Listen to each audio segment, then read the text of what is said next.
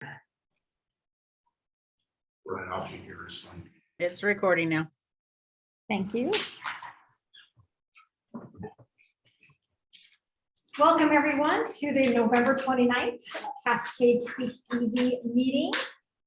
The theme tonight is ways to relax. I'm looking forward to hearing how everybody relaxes, but I'm going to pass it over to Rob to lead us through the Pledge of Allegiance. Thank you, Madam President. If you would all please stand and repeat along with me. I pledge allegiance to the flag of the United States of America and to the republic for which it stands, one nation, under God, indivisible, with liberty and justice for all. Please be seated. I am happy to introduce our Toastmaster tonight to make opening remarks, call for the joke of the day, review a few program changes, and introduce any guests. I don't see any guests, but Kathleen McNulty. Hey, Kathleen. Thank you. Thank you. So happy to be here as Toastmaster. We have one change in our schedule, and that is that Doreen is not here, and Pat has graciously agreed to be. Jacob. Yeah, that Jacob has graciously agreed to be our all counter. Okay, I'm looking at the owl, right? If I want to be looking at our Zoomers. Yeah. Today we're talking about ways to relax. I don't really believe in relaxing, but I'm sure I'll get a chance to talk about that later. One of the least relaxing things to do is to prepare Thanksgiving dinner, which many of us just had the great pleasure of preparing, or at least eating, or maybe of doing the dishes, or all of those things. I had a relatively easy Thanksgiving, 2 days of prep with help from my son, who's decided to become a chef. Not literally, but he's loves to cook, and he especially loves to cook in my kitchen because it comes filled with ingredients, really good cooking utensils, a gas stove. Comes over and he's in heaven. So he helped with quite a bit of what we were doing.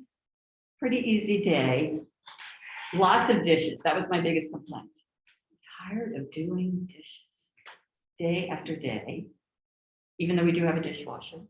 It didn't break down, but it did remind me of this Thanksgiving that I had quite a long time ago, before I was married, or right after I was married, living in a little house in California that was a really older home. We had guests for Thanksgiving, so a big group of 10 or 12 people for Thanksgiving. As we finished dinner, we went in to wash the dishes. We did not have a dishwasher. The sink had clogged. The sink had clogged. We could not wash dishes in the sink. We carried everything downstairs into one of those unfinished basements where they have the cement, the big cement sinks. That's where we washed our dishes. Count myself lucky that at this Thanksgiving, it was really relaxing.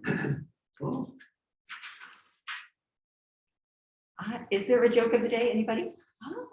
Pat, please honor us with the joke of the day.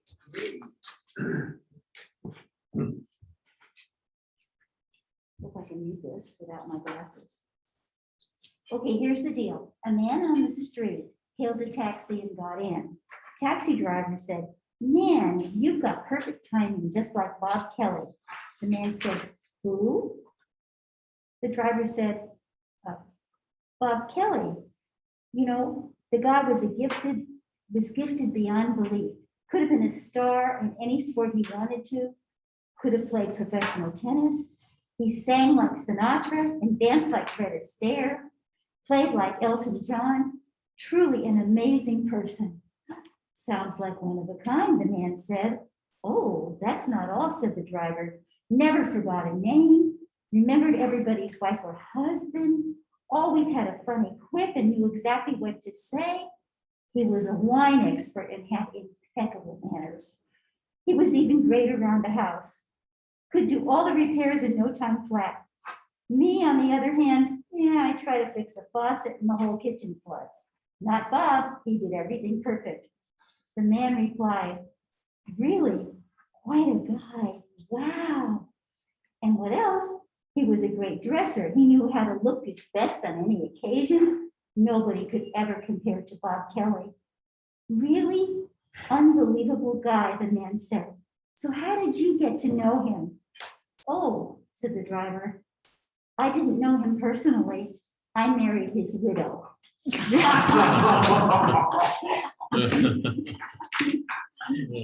Thank you, Tad.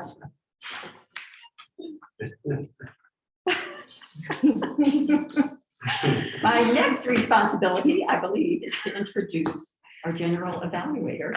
Thank you, Lloyd Smith, for being our general evaluator tonight. Thank you, Kathleen. Tonight, we have one prepared speech. That's going to be Selena, and the speech evaluator for Selena will be Rob Dew. Thank you, Lloyd. Tonight, we are graced with a speech by Selena Danko. The speech will be 5 to 7 minutes. Her speech title is Tough Love and Chocolate Cake, a mentoring session with Jerry Frank. The purpose of her speech is for a member to clearly define how Toastmasters envisions mentoring, and also how have a member share some aspect of a previous experience as a protege. I will then evaluate her speech and report back at the end of the meeting. Thank you very much. Thank you, Rob. Our timer this evening is Fabiola. So Fabiola, if you could tell us what you'll be doing, please. Hey, Fabiola. Good evening, everyone. This evening, I will be the timer. And for our presenter this evening, her speech will be between 5 minutes to 7 minutes. At 5 minutes, I will display the green background. Thank you, Vicki, for introducing these to us last week. At 6 minutes, I will introduce the yellow background. And at 7 minutes, I will display the red background. For our table topics, we have 1 to 2 minutes. Again, at 1 minute, I will display the green background. At the yellow at 1.5, and at 2 minutes, the red. Our evaluator will have 2 to 3 minutes to present their evaluation of the speaker's presentation this evening. At 2 minutes, it will be green. At 2.5, it'll be yellow. And at 3 minutes, it'll be red. Thank you. Thank you, Fabiola. Our grammarian this evening is Brian Brett. Thank you. Tonight I'll be listening for unique uses of the English language, of which I already demonstrated by mispronunciating the word of the day, which is, thank you, Jacob, chimerical. Chimerical. And that means wildly fanciful and highly unrealistic. The only example I can come up with of that is I'm currently watching a show on Netflix called The Witcher, which is exactly that, highly fanciful and very unrealistic, although moderately entertaining. Thank you. Okay. Thank you, Brian. And stepping in tonight as odd counter is Jacob. So Jacob, if you could describe your duty, please. Hey, Jacob. Hi, thank you for that. My duty as the odd counter is to keep track of words that we use to put in place of pauses or as a crutch when you are speaking, when you don't have the words coming to you right away. Words such as and, be, so, things like of that nature. So that's what I will be counting today. Thank you. Thank you, Jacob. Our various meeting functionaries will give their reports at the end of the meeting, and then I will give an evaluation of the meeting as a whole. Now I'll turn it back over to Kathleen, who will be introducing our speaker. I'm positive that the speech will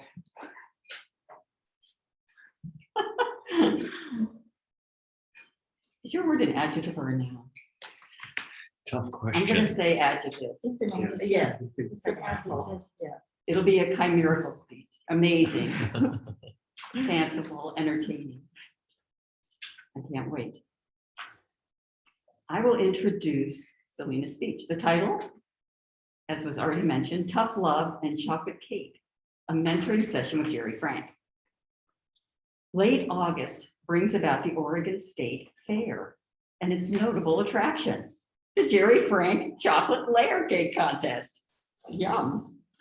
It's also when most veteran reporters for the Salem Statesman Journal take a strategic vacation. It's tough to come up with a new angle to covering the fair and the unavoidable feature on Jerry Frank, an Oregonian columnist famous for many things, including the cake competition.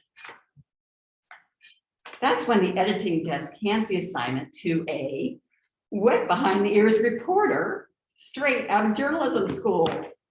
In 1991, that reporter was Selena. Jerry took her on a wild ride that day, delivering slapdash wisdom between sips of palate cleansing Pepto-Bismol and towering bites of heartburn-inducing butter-laden fudgy deliciousness. Welcome, Selena. Tough Love and Chocolate Cake, a mentoring session with Jerry Frank. Thank you, Kathleen, for that wonderful introduction. I don't know if my speech can quite do that introduction justice. That was amazing. In 1991, it was the assignment that no one else wanted, but I was too green of reporters to know any better. I was a correspondent for the Statesman Journal. I was not even a full-fledged reporter. I was paid by the column inch. And daily newspapers back then were really stingy about what they let in their newspapers. Nowadays, you can write a column for the Wenatchee World and they'll print the whole thing as a community contributor. They're desperate for copy. The Statesman Journal was not desperate for copy, and nobody wanted to cover the cake contest. I didn't know any better, so I was like, sure, I'll take that assignment. It's the weekend. I get a free pass to the fair. I even get press credentials. I never had those before. Super cool. Get to go to the fair, fancy badge, look cool for all my friends. I was game. I didn't do a lot of homework before I went to the fair. There was really no Google back in 1991. I didn't really have access to all of the back issues of the Statesman Journal. I was kind of too scared to ask for access, but I really learned from Jerry Frank that I should have done a little homework. Jerry Frank is an Oregon icon. Raise your hand if you've heard of him. Kathleen has heard of him. After running his family business, the Meyer and Frank Family Department Store, he decided to work for Governor Mark Hatfield. He was his chief of staff. I didn't know any of this stuff when I went to report on the cake contest. He's also written a book about all the things to do when you're in New York, how to eat your way through New York. He'd written a book. He's a published author, which is also a reporter's worst nightmare, is to do a story about someone who's already been a published author. I didn't know any of this stuff. But my afternoon with him was still a learning experience because he set an example of a mentor for me that day. I doubt he remembers me, but I'll remember him forever. I hope he doesn't remember me because I was the greenest of the green. I showed up with my little reporter's notebook. You've probably seen them, right? And hold them in your hand. I got to ask the who, what, where, why, when, and how, right? Straight out of journalism school, those are the questions you ask. And I'm like, can we sit down? And here's Drake Frank. He's all over the place, right? He's got this colorful sweater, CMYK, right? The only color photo in the newspaper back then was on the front page, and he knew what to wear. He knew if he was photographed that day, he was going to be on the front page just based on what he was wearing. So I was like, can we sit down? I've got this list of questions I want to ask you. And how do you spell your name? Jerry Frank. It's like asking Angelina Jolie or Brad Pitt how to spell their name, right? He's like, why, are you tired? I don't want to sit down. And he sized me up. right then I could tell he was sizing me up. It's like, why do they always do this? They always send this green reporter to cover this cake contest. And I knew he was sizing me up, but he was still helpful because he knew he had to help me along the path, right? He wanted to be on the front page of the paper, and he knew if he fed me the right things and he took care of me that day, he'd end up there. So he said, just follow along. I'll answer all of the questions you have today. You'll get to see all of the layer cakes. I'll even share my cakes and my Pepto-Bismol with you. But Jerry Frank does not sit down. So I followed him around, and we were on a stage.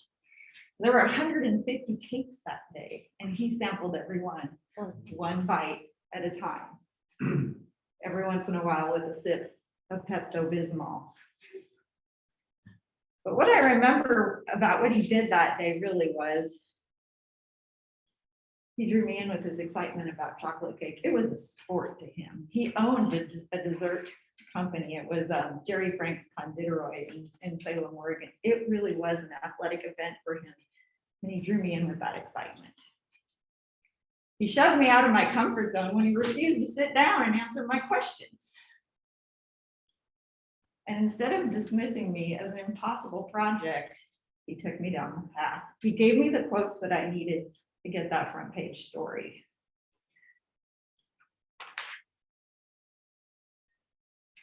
And I feel like all of you in this room, Jerry Frank had a little bit of the Midas touch.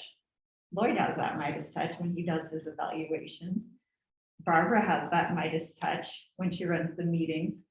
Kathleen inspires me with her excellent speeches.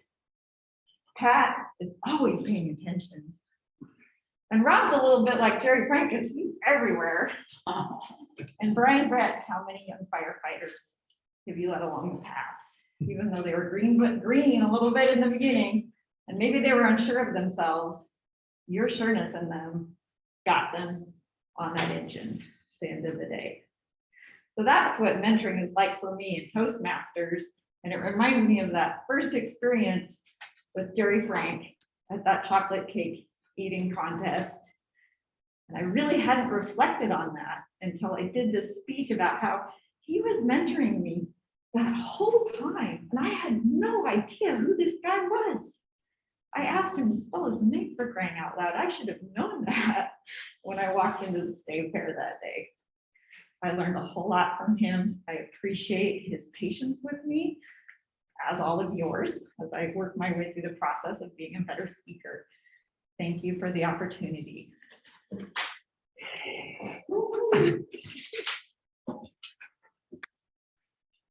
Amazing, amazing. My only disappointment, the cake wasn't baked. These are free to get home, by the way. We want some time. We talked about doing a little more than a minute. Could we do 1:30 today? Who's our timer? That would be. Fabiola. Can we do 1.5 minutes?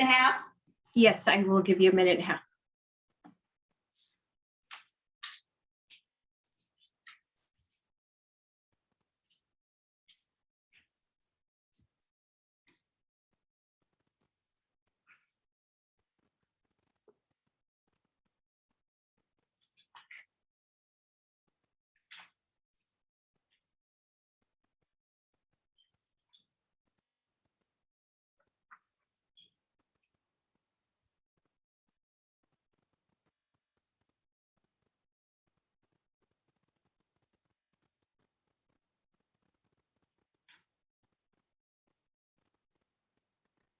There was none of this in the chocolate cake. You would have seen right through this. I tried to find that old article to bring it to show you, but I couldn't find it. And sure enough, it got on the front page. Yes. I don't think it's my writing, but I really think it was. I've been doing County Fair, I think. What is it? He did do Hugo Wilkins at the Oh, county fair. he's still doing it in his 90s. Oh, He's still awesome. doing the cake contest. Isn't that neat? Yeah, That's neat. Does he make the front page every year? I don't think so.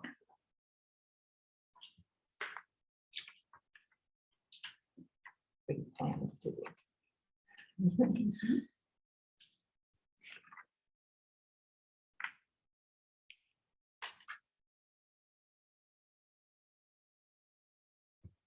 Give her a minute and a half and she writes a book. Thank you. Is that read, Fabiola, mean we're done? That is correct. Thank you.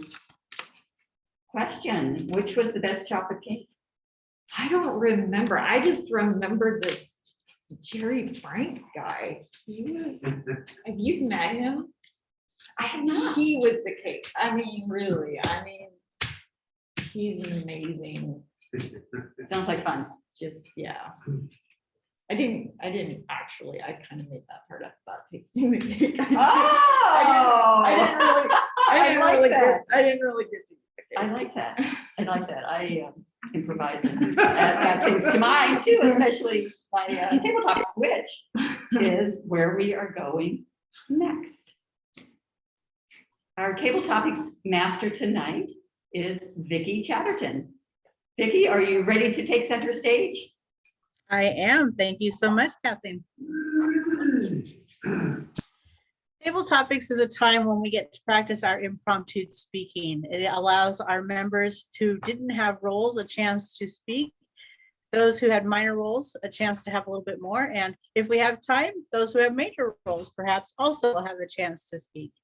And I did base my questions around ways to relax because I felt that I need to learn other people's ways to relax because I have a very difficult time sometimes relaxing. My brain just keeps going and going and going.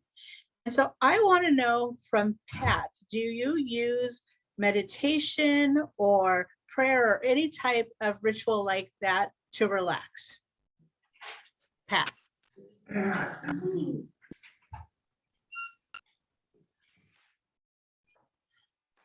I do use meditation and prayer, but I don't necessarily use it to relax.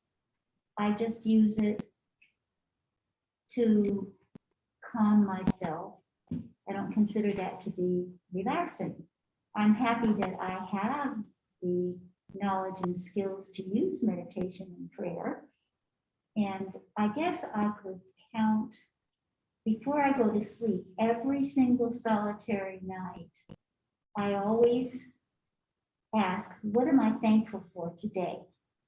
And I always can come up with 2 or 3 things that they could be minuscule or they could be spectacular. I think it's a good thing to be thankful, and I suppose you could think of it as a form of meditation. If I can sidetrack to relaxation, I have 2 things that are perfect for me for relaxation. Number 1 is the hot tub. Nothing like having that warm, bubbling water. And actually, it can drift you off into the realm of meditation, which is very helpful. And the other is reading, especially if it's a really good mystery by the Seattle and Sedona author, J.A. Jance. Any J.A. Jance fans here? Raise your hand, please. Not yet.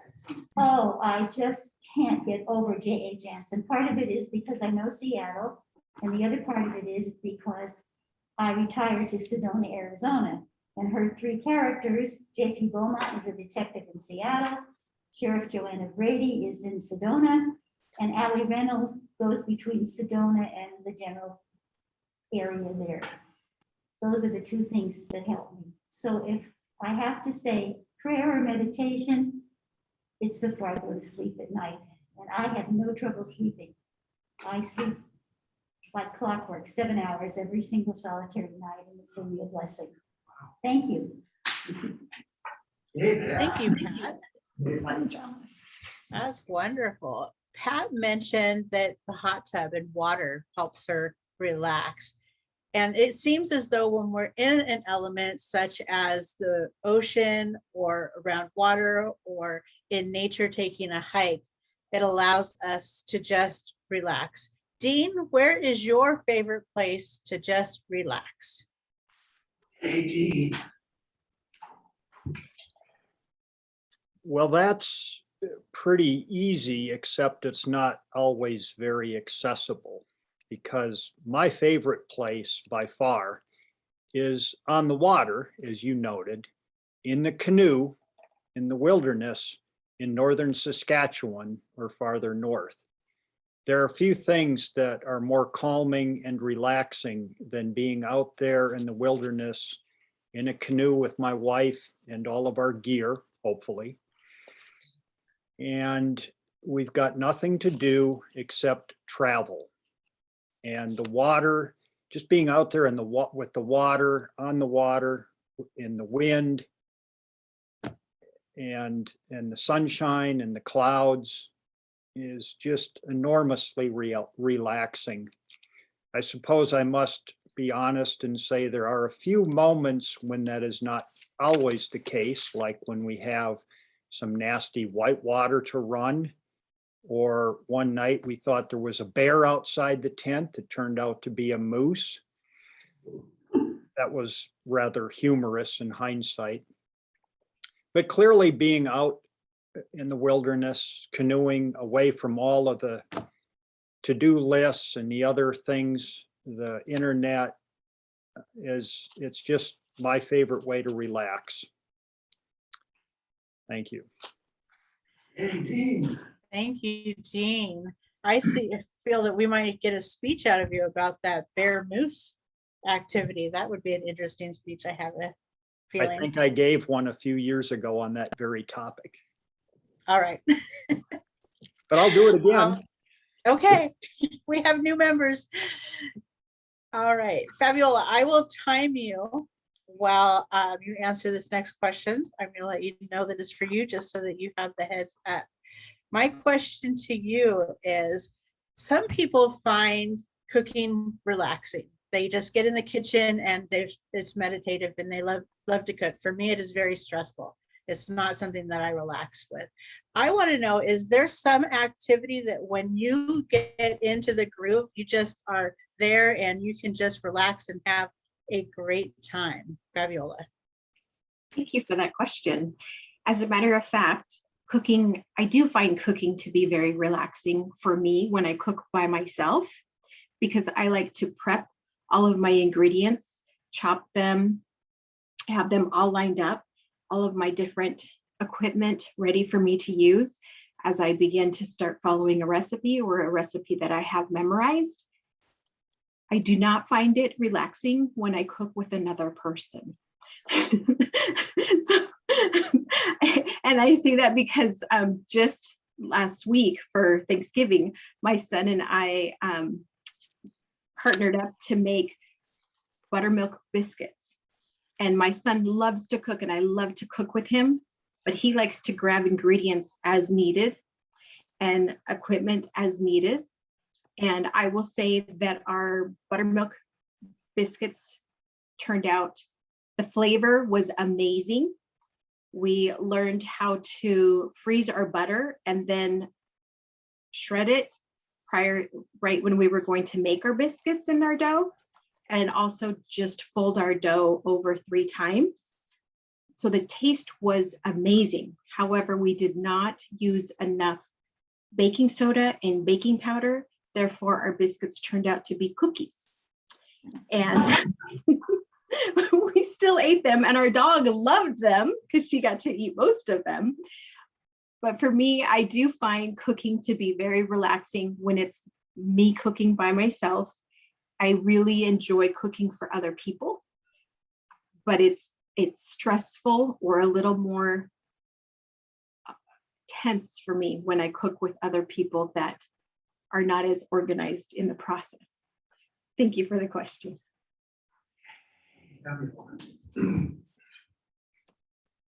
Great job. Thank you so much. And I'll get your time to you in just a moment. Next, I'm going to ask Jacob. I want to know, was there a time when you were planning to have a relaxing activity and then it did not turn out to be relaxing, whether it be like a vacation that you planned and you thought that it was going to be relaxing, or just some activity and then it just did not turn out that way? Thank you for that question. And yes, that has happened many times. I would have to say that there have been many occasions when I'm a flexible person to a degree. I am very adaptable when the direction we are going is the direction that was planned on. If we are in Walt Disney World, for example, and we decide to change what we were going to do immediately after another activity, that's completely fine. We're still at Disneyland or Disney World, and we are still doing what we sought out to do. We're just doing it in a different order, which is completely okay. If we're planning on going to Disneyland and then all of a sudden at the last minute, I learned that we are actually going to Knott's Berry Farm, which is another theme park, amusement park that has roller coasters and amusements and things like that. I'm not going to enjoy myself because I am so caught up in the fact that we weren't able to do what we were planning to do the first time. So yeah, I would say that for the most part, I am very flexible. I can change plans. I am able to adapt to a situation if it is somewhat similar to what we were planning to do the first time. If we change plans completely and nothing is similar, I'm going to have a snot bubble fit on the ground because things did not happen the way I wanted them to. And I had a much more graceful answer in mind, but this is what you got. So thank you for that question. Jacob, thank you. And I can feel you. Knott's Berry Farm and Disneyland are completely different. And you cannot go to either one or think, but I get it. All right. My next question is, I want to know from Brian, you have a job that is very intense and it can be very fast paced, but you do have some downtime, I'm assuming, and relaxing, and you can do that. I want to know, though, how long it takes after you get from this high adrenaline job rush to get to that relaxing point and what you guys do in order to get there. Brian. Hey, Brian. Thank you, Vicki. I suppose the way to answer that is just adaptability. Since I've been working days for 8 years, I don't have that downtime. There's no downtime for me at the fire station. Zero does not exist for even a millisecond. I can go to the bathroom and eat food standing up. That is it. However, to contrast, when I was on shift, you're busy all day long. Your structured hours are from 8 to 5. If there's extracurricular activities in the evening that you are scheduled to participate in, you do. Otherwise, you're there from the evening until morning to run calls only. At the conclusion of the shift, 6:30 in the morning, you're up cleaning up the station, making sure the rigs are clean for the oncoming shift, and it's simply running calls. When I first started at the fire department 29 years ago and would go on an intense call, I would return back to the station, and yes, you could go back to sleep. However, it takes time to adapt to go back to sleep after you just did CPR on somebody or pulled them out of a car accident. I didn't sleep well for the first few years.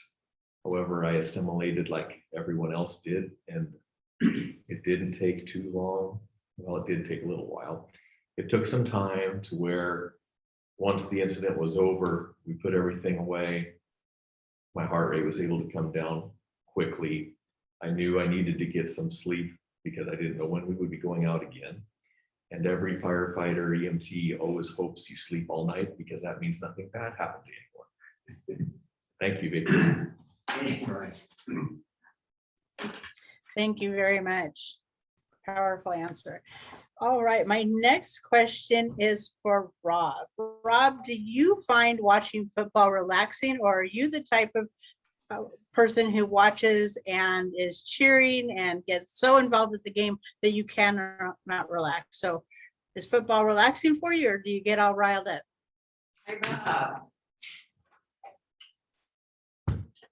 Thank you for that question, Madam Table Topics Master.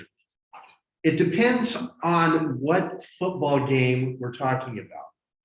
If it's a football game on TV, I'm pretty relaxed, unless, of course, I have money on the line.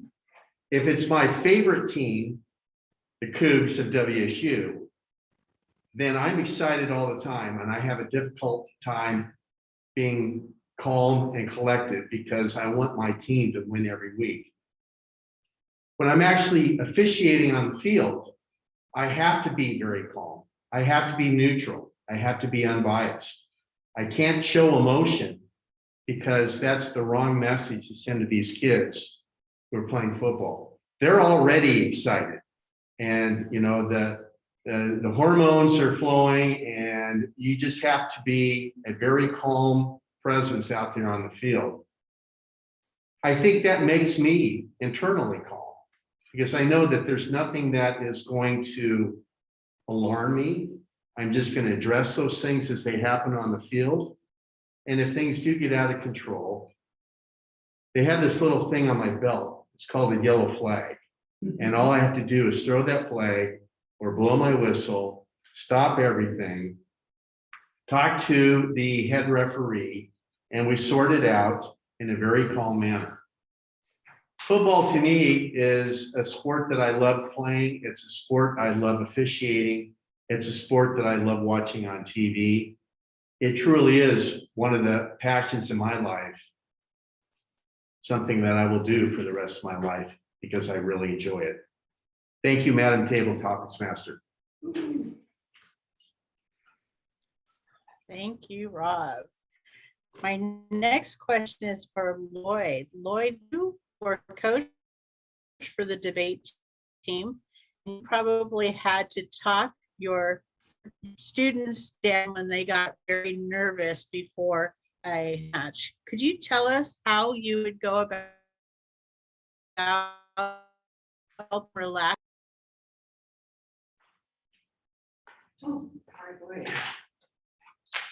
Okay, Vicki, you were broken up a little bit, but I think what the question was what did I say to my debate team members in order to make them relax a little bit when they get a little bit wound up?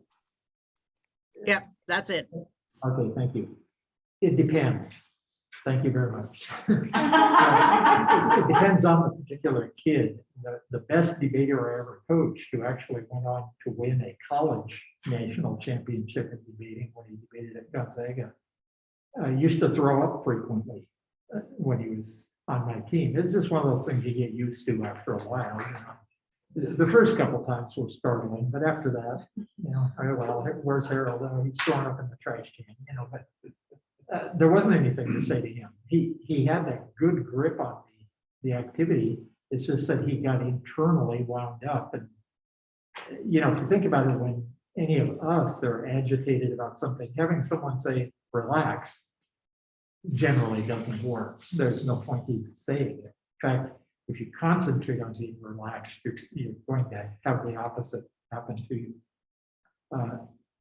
When I was competing, debating in college, and then when I've done speech contests for Toastmasters, I don't feel stress. I don't get agitated or anything. I find the whole activity very relaxing, but that's because I'm really good at compartmentalizing and seeing challenges just as something to get over, through, or around.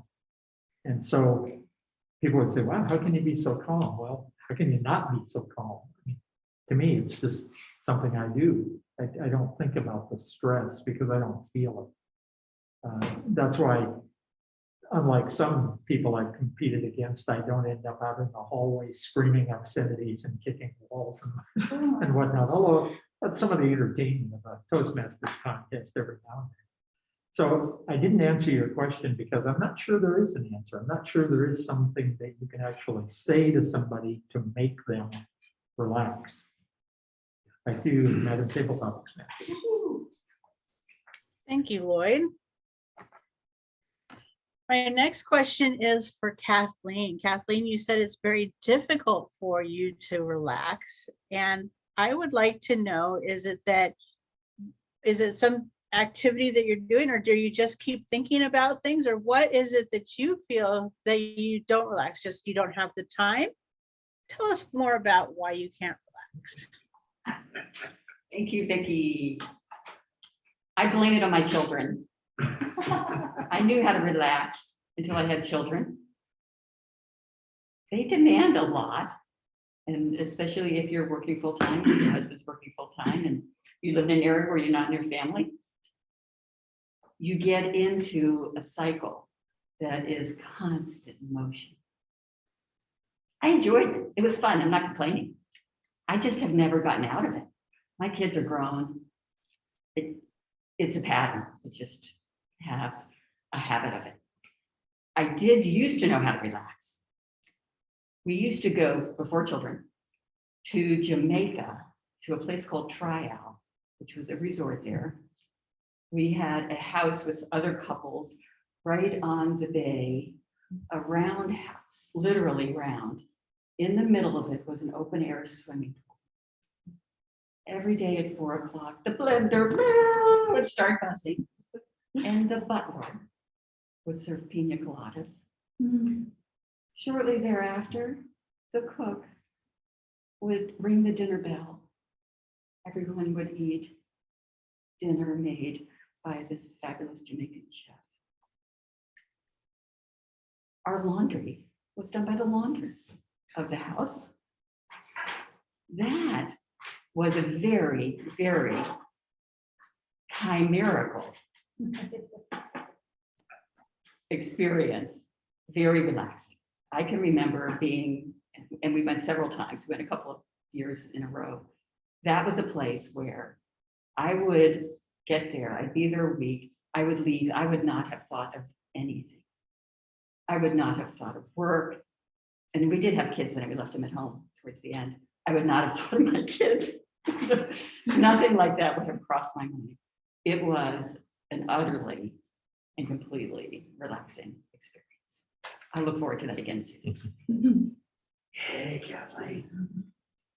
Thank you, Kathleen. All right, looks like we have time for one more, so I will ask Selena, do you prefer to have a vacation where you can just relax and read, or do you like to plan it out and go and sightsee and find that relaxing and enjoyable? What type of vacation do you find relaxing, Selena? Ooh, thank you for that question. What kind of vacation do I find relaxing? Well, that just depends on what I'm in the mood for, but lately my vacations have been running aid stations for 200-mile adventure races. The last one was at 9,000 feet in Moab, Utah. It snowed. There was so much snow on our serving tents that we had to beat the snow off with a log that was found by one of our ham radio crew. I think I told this group that story before. So it was relaxing sleeping in the back of a U-Haul truck when it was pouring down rain outside in the Utah desert. We had a propane fire pit in the back. We did yoga in the back of the U-Haul truck. That was relaxing. It was fun. It was a unique experience. I guess what I look for a vacation that's relaxing is a vacation where I really get to know the people I'm traveling with. We have an adventure together. That could be there's a pack rat in the engine compartment. It could be that it pours down rain. It could be that there's a blizzard. It could be that you get to meet this gentleman, Mr. Kingsley, Moab King, his email. His wife is the president of the Rotary Club in Moab, Utah. They happen to have a car that was it's a chitty chitty bang bang car. Oh. He was going to take us on a ride in that car, except it was pouring down rain. So instead we did yoga in the back of the U-Haul truck. We got to meet the Moab king and queen. We got to explore a canyon in Moab that most people don't get to, with petroglyphs and pictographs on the walls that we didn't touch them, but literally you could. It wasn't arches, it wasn't crowded. We maybe saw 20 people the whole time. Traveled with a small little group. We worked really hard together. We had a bonding experience. We had a lot of fun. At the end, I go to the end of the world with those people. It's really super fun. So those are the kinds of things I like to do for vacation. It's not Jamaica, it's not Hawaii, but it's an incredible experience with some amazing people that I really know quite well now. Thank you. Thank you very much. We have come to the end of our table topics, and I would like to pass it back over to our Toastmaster, Kathleen. Kathleen. Thank you. That was wonderful. I was realizing that the best vacation I ever had, I knew it because I got back, I couldn't remember how to remember the login password to my work computer. That was a good vacation. I picked up some tips though, as we talked today, particularly Pat about being thankful and that being a relaxing technique. I like that. Brian about adaptability. I like that a lot. Rob, I'm going to carry a yellow flag. I think it's a really good idea. I'm just going to carry a yellow flag. Things get out of hand. I'm just going to throw it out. It's a good idea. I like that a lot. If absolutely necessary, I'll go to the waste can and vomit. But try to avoid that, Lloyd. That was fun. Those were great topics, great questions, Vicki. I really appreciate that. Now it's time for me to reintroduce our general evaluator so we can hear more about the speech. Lloyd Smith. Good morning. Thank you, Kathleen. We will start the evaluation phase of the meeting with our speech evaluator, Rob G. Thank you, Mr. General Evaluator. I want to commend Selena for doing her speech this evening. I know that she spent a large part of her weekend volunteering for her Rotary Club at a food concession stand at the Town Toyota Center. And she also hasn't been feeling really well. So I applaud you for actually doing your speech today. Thank you. Tough love and chocolate cake. I thought to myself, what chimerical nexus is there between those two ideas? I was intrigued. What I really liked about your speech is your use of gestures and props. Those are things that you were really comfortable using, and using your body gestures in a way that looks very natural. Keep on doing that. What I really like too, you and I are friends. We've known each other for a while. You shared stuff about your life that I never knew about you. I knew that you grew up on a farm where your family grew illicit crops, probably for relaxation purposes. I had no idea that you were also a journalist. That's really an interesting background. I want you to do more speeches. I think all of us do, so that we can learn more about you, because they're very interesting stories. Something that you want to work on. I know that you had a short amount of time to prepare for the speech. You are actually getting better at not looking at your notes, which is good. You're not just reading it off the paper, you're glancing over there and taking a look at your notes, which is fine. The more that you can accomplish your speeches without having to do that, the better. Especially on these stories. These are stories that are about your past. You own these stories. So the more stories that you do about your past, the easier it will be for you to not refer to your notes. I think we can all learn a lesson from that. I know you're going to get better at it. I really enjoyed the story. I'm still not sure what the chimerical nexus was between tough love and chocolate cake. That's okay. I still enjoyed the story. Thank you very much, Mr. General Evaluator. The thing I wonder about the speech is I'm trying to picture this guy who ate 150 forkfuls of cake in a very small period of time. So it wouldn't be enough. I don't think. Our timer this evening was Fabiola. So how did we do, Fabiola? Hey, Fabiola. Thank you. This evening we did very well. Selena, for your speech, you took 6 minutes and 15 seconds. For Rob's evaluation of the speech, it was 2 minutes and 36 seconds. For our table topics, Kathleen was 2 minutes and 6 seconds. Lloyd was 1 minute and 59. Rob was 1 minute and 50 seconds.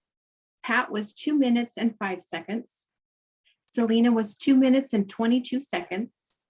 Brian was 1 minute and 49 seconds. Dean was 1 minute and 30 seconds.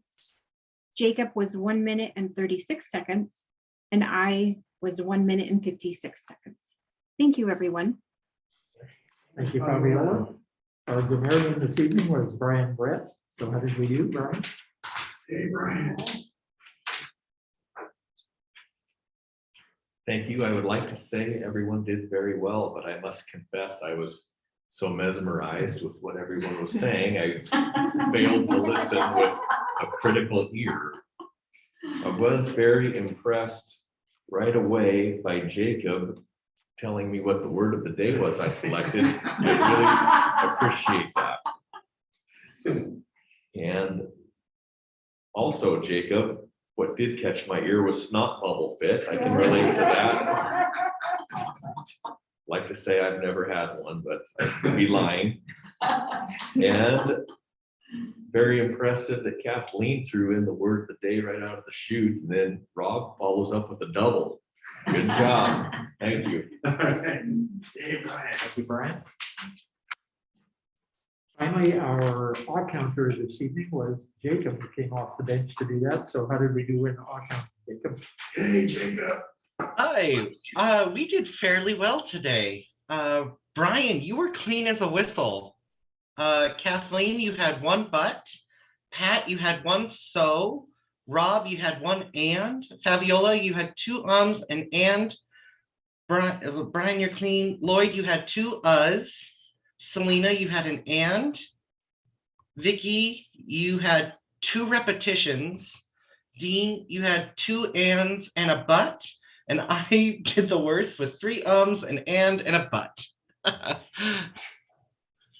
Okay, There you go, Jacob. Thank you, Jacob. For my general evaluation, and that evaluation of the meeting as a whole, this was another good meeting. We pulled it off. We're actually having a pretty good crowd show up compared to how a lot of other clubs are doing. In fact, a lot better than some other clubs which have gone out of business during the pandemic thing. There are a couple of little minor stylistic things. There's a tendency that when people call on one of the Zoom people to turn around and do that. Kathleen, you did that once. The people on Zoom see the back of your head when you're doing that because the camera is right there. So the thing to do, I guess, is to look at the computer and the camera. It's a hard thing to do, though. I mean, it seems like, well, they're up there, so that's who we ought to be talking to. Well, no, they're not. But so it goes. One thing that I've noticed, people tend to be apologetic when they're doing one of the so-called functionary roles, like timer, counter, grammarian. You know, well, I'm not sure I got everything. No, you probably didn't get everything because those are among the most difficult things to do at any meeting. The problem is if the speeches are interesting, which they frequently are, you tend not to think about the time or the odds or whatnot. So occasionally, we didn't see it tonight, Fabiola had a good grip on it, but you'll see like, you know, green, yellow, 10 seconds apart or something. And that's because the timer got interested in the speeches. It's easy to do. Those are really challenging roles. It's always surprised me why you're told, okay, when new people join the club, assign them those roles first. Those are some of the hardest things to do, not the easiest roles. But tonight, I thought everything went really well. One thing I really like about this club is that we all seem to like each other as people. That's an important thing. You know, you can do Toastmasters in a very serious way, and there are some clubs that, you know, there are strict parliamentary procedure. I would not have come back a second time to this club if it were that way. But I think it's a little not sufficiently appreciated fact in Toastmasters that we can develop friendships and whatnot. If you look around, what are the odds that all of us would have met one another if not for Toastmasters? Well, it's simple, they're zero. I mean, we never would have met someone, but here we are. Anyway, another very good meeting. And so I will turn the meeting back over. He stalls for time while he tries to figure it out to Barbara, our president. You have never seen any of you at Wally's Tavern. Please, it's Wally's House of Booze. Oh, right, House of Booze. It's not a tavern. That's because we're all at Joe's.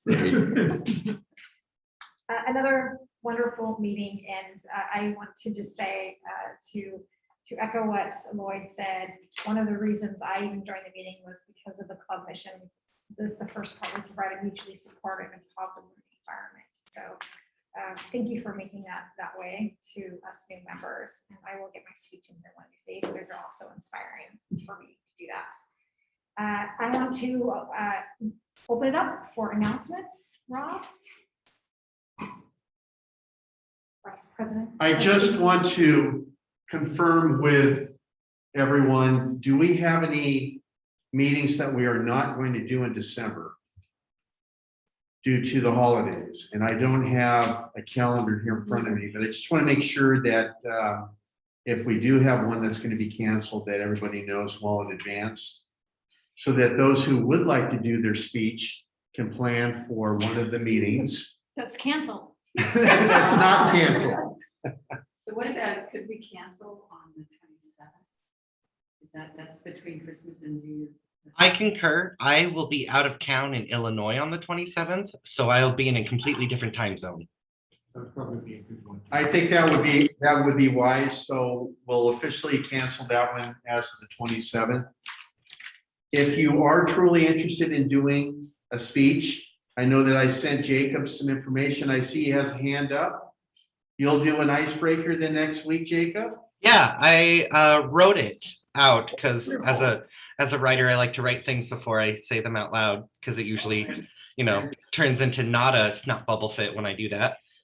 So yes, I've written it out and everything. Do you guys need to see it first? No. Okay. So that'll be wonderful, and we'll see if we get any other speakers for next week. That is really all I have, Madam President. Great, thank you. Jacob, I also wrote mine, but I did write it 3 weeks ago. So, so I've also wrote later. Well, thank you, everyone. And I'm gonna go ahead and close the meeting at a little before 6:28. Okay. Thank you. Anybody want these? Don't, you're gonna Oh. take them to Rotary. Yes. Yes, those go in the pantry, yeah. Definitely. Good night, everyone. Thanks, Good guys. night. Good night, Brian. Good night.